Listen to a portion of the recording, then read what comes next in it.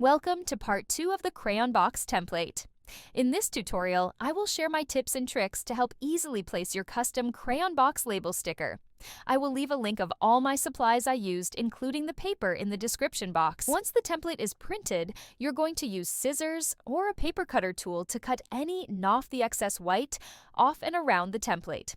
This will fit a standard size box of 24 Crayola crayons.